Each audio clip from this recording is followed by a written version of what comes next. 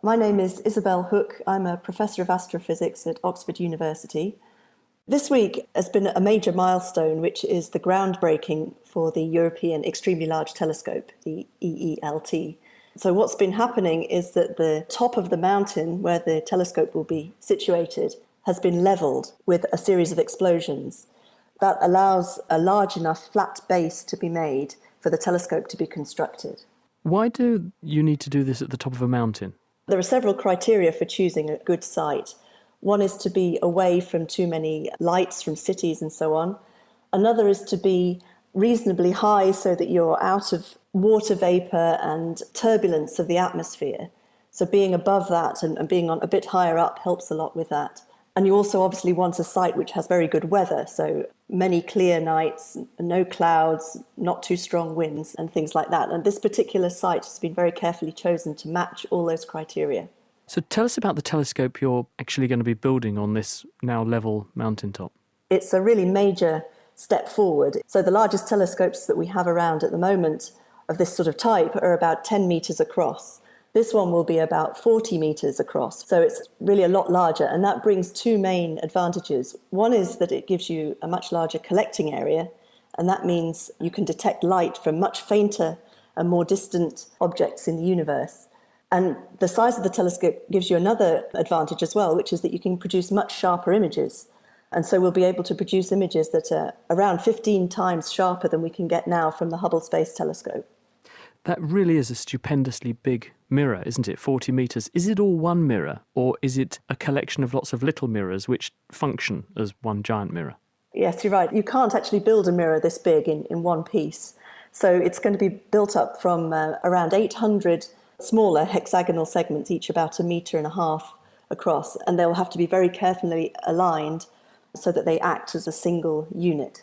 Can you focus each of them individually? Are they all individually movable, or once they're in position, do they have to stay that way? They'll all be individually movable. So between each segment, there will be little edge sensors that detect the position of one segment relative to the next one. And then behind the whole thing, there's this structure that keeps the segments in place and has to be controlled both as the temperature changes, but also as the telescope tips over, gravity will change the shape of the mirror slightly, and we have to compensate for that as well.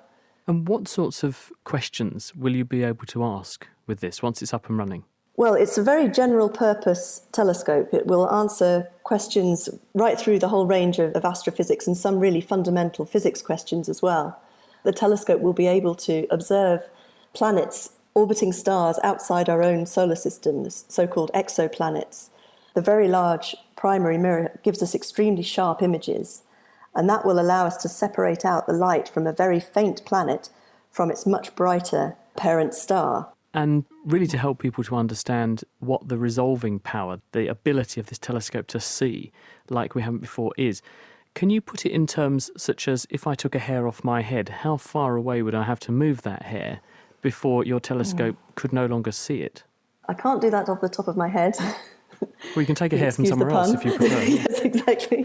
What I can say is we know that compared, for example, to the Hubble Space Telescope, we should get images something like 15 times sharper. One of the exciting things we'll be able to do with this telescope, we'll not only be able to detect very distant galaxies, but we'll actually be able to split up their light into its component colours by taking a spectrum, and we'll even be able to get a sort of spectrum at each point in that map, which means we'll be able to watch the motions of stars and gas within galaxies, even at quite large distances, and watch whether they're rotating smoothly or still in some sort of state of turbulence from their initial formation. So it's really going to be extremely powerful for understanding how galaxies evolve over cosmic time.